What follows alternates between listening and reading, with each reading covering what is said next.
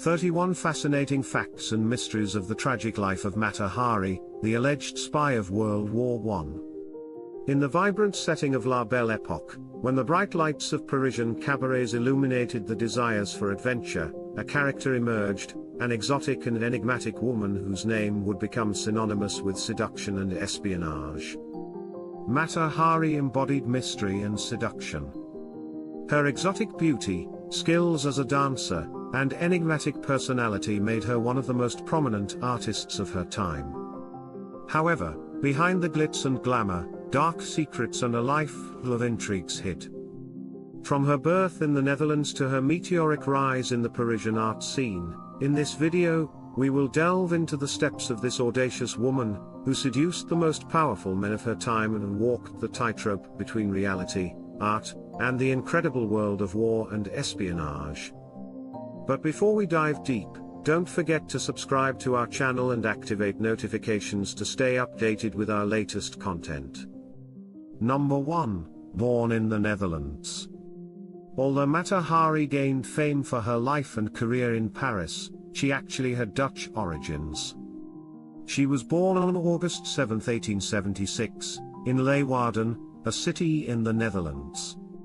She was the eldest of 4 siblings and the only girl in the family. Her birth name was Margaretha Gertrude Zell, known as Mariet by her family. Number 2, her alleged ancestry. Throughout her artistic career, Mata Hari presented herself as an exotic woman with a multicultural heritage. For decades, it was believed that she had Jewish, Malaysian, and Indonesian ancestry. However, academic studies have concluded that this was all part of her fictional character. Her parents were both Dutch, with no cultural heritage other than that. Number 3, a comfortable childhood. Margaretha grew up in an affluent family. Her father, Adam Zell, owned a hat store that provided ample income to support the entire family. Margaretha and her siblings enjoyed a privileged childhood, attending exclusive schools until the age of 13. Number 4, the family's bankruptcy. However, when Margaretha and her siblings entered their teenage years, the family's life took an unexpected turn. In 1889, they faced bankruptcy. Margaretha's parents divorced, and just 2 years later, her mother passed away on February 9, 1893. 2 years after her mother's death, Adam remarried a woman named Susanne in Amsterdam. The family completely disbanded, and 17-year-old Margaretha was sent to live with her godfather. Number 5, studying to become a teacher. Amidst these tribulations, Margaretha was enrolled in an institution to become a preschool teacher. However, this venture was short-lived as her godfather withdrew her from the institution upon discovering that the director was making advances towards her. Shortly after, Margaretha fled to The Hague, seeking refuge in her uncle's home. Number 6, a husband found through the newspaper. In a surprising turn of events, Margaretha found a husband in a manner almost unthinkable in today's world, through classified ads in the newspaper. Captain Rudolf MacLeod, an officer in the Dutch colonial army living in the Dutch East Indies, now Indonesia, published an advertisement seeking a wife. Number 7, they married in Amsterdam. Margaretha responded to the ad, and on June 11, 1895, the couple married in a ceremony held in the city of Amsterdam. Captain MacLeod came from a lineage of barons and had Scottish ancestry. Margaretha was 19 years old at the time of their marriage. Number 8, elevated social status through marriage. Thanks to her husband's lineage and his role in the army, Margaretha's social status was elevated. She entered the highest social class in the Netherlands and experienced an improvement in her economic situation. They moved to the eastern part of the island of Java due to her husband's military obligations and arrived at their new residence aboard the ship Princess Amalia in May 1897. Number 9, 2 children. In a short period, the couple had 2 children. Their firstborn, a son named Norman, arrived in 1897, 2 years after their marriage. The following year, their second daughter, Louise Jeanne, was born. Margareta was 22 years old when she gave birth to her youngest daughter. Number 10. Abuse in her marriage. Despite the advantages of her marriage, the relationship was particularly turbulent for Margareta. Rudolf was an alcoholic and prone to violence. He continuously mistreated his wife, blaming her for his lack of promotion within the ranks of the military. Number 11. Experienced infidelity. Rudolf's mistreatment extended to infidelity as well. He had a concubine who lived with the couple in the same house. Such concubines were a widely accepted social practice in the Dutch East Indies at that time, and their relationship was not kept a secret. Number 12. Margareta leaves the marriage. Tired of the abuse, Margareta left the marital home to live with another Dutch military officer named Van Reeds. During this period, she studied Indonesian culture and joined a local dance company. Number 13. Assuming the name that made her famous. Her time in the dance company allowed her to learn about Indonesian traditions, and the art of various regional dances. It was during this period that she assumed the name that would go down in history, HARIi. Her nickname was revealed in a letter she sent to her relatives in the Netherlands in 1897. Number 14. The inspiration behind the name. The name HARIi comes from the Malay language, derived from the word mata meaning eye and hari meaning sun. So, her stage name literally meant the eye of the sun, which could be interpreted as being illuminated by the sun. Number 15. Returning to the marital home. Despite her brief period of independence, HARIi moved back in with her husband and their young children. However, his behavior remained unchanged, and the abuse intensified. She sought to escape her difficult environment through her studies of the local culture, which she managed to pursue despite the challenges.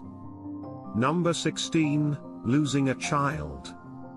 In 1899, both of HARIi's children fell seriously ill due to complications from syphilis they had contracted from their parents. The family's version of events suggests that a vengeful servant poisoned the children. The youngest daughter survived, but Norman, the eldest, died shortly after falling ill. Number 17. Official separation. Following the loss of their son, Rudolf and HARIi returned to live in the Netherlands.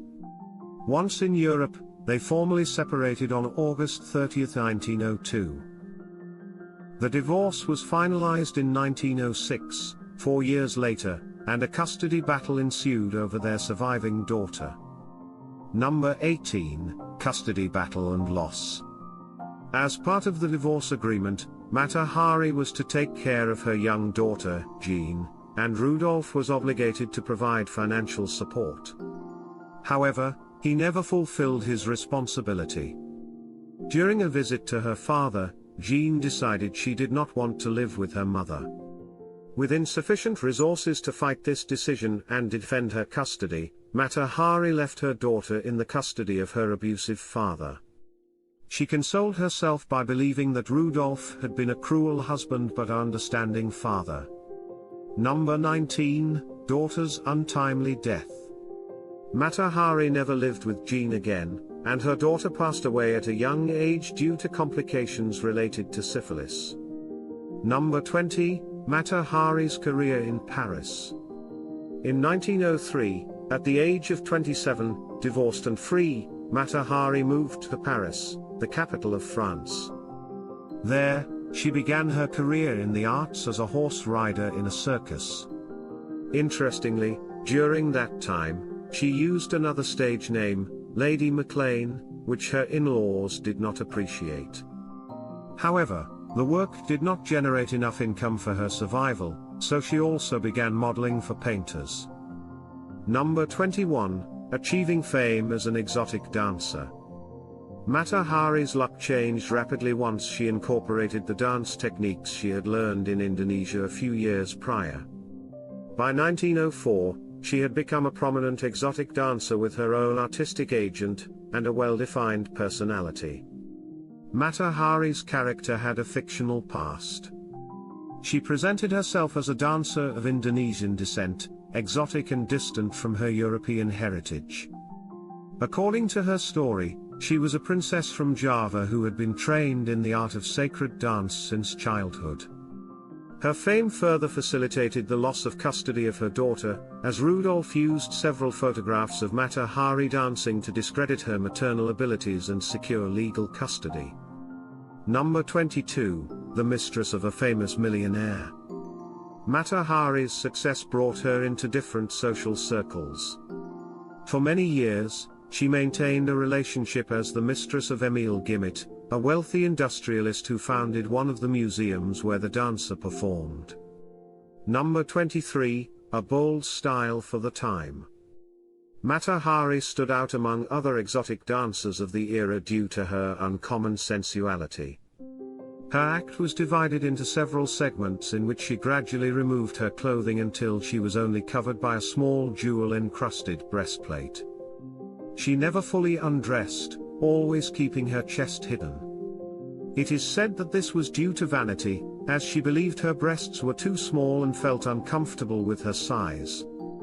Number 24, transforming artistic dance. Mata Hari was considered to have elevated exotic dance to a new social level. Her style became popular, and for many, her provocative dances and poses became a new form of artistic expression, defying the more conservative customs of the time. As the 20th century began, many imitators emerged, leading to her decline. Criticism grew, with many claiming she was an exhibitionist lacking genuine artistic talent. Numerous European institutions started rejecting her, stating that she was not a true dancer. Number 25, her final show at almost 40 years old. Mata Hari's last performance took place on March 13, 1915, when she was 39 years old. By then, her body had changed compared to her youth. She also had an unstable career as a renowned courtesan, known for her sensuality. This profession brought her close to many military officers, politicians, and influential individuals from various European countries. She had proximity to power. Number 26, the war changes everything.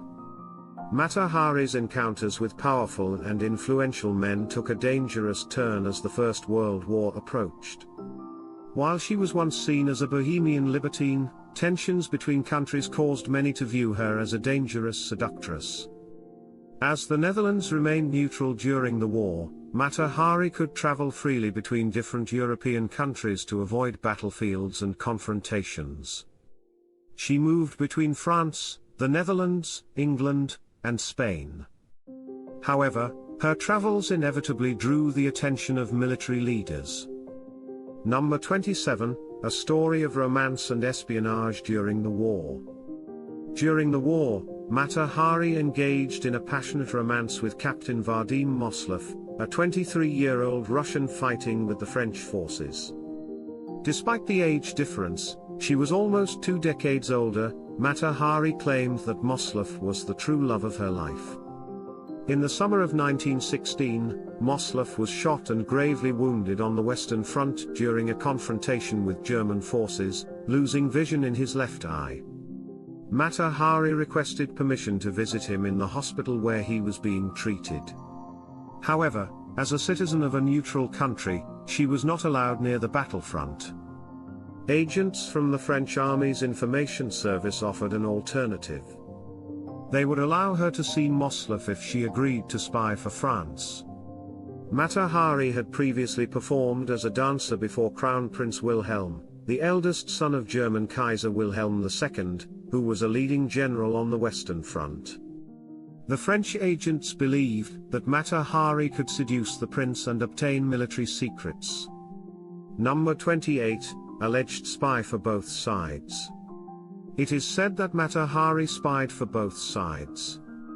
The French instructions didn't make much sense, as Crown Prince Wilhelm didn't hold a significant role in military decision-making or command forces.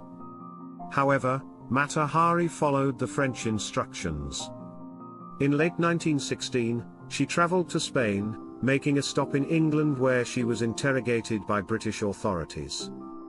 It is said that she admitted to working for the French.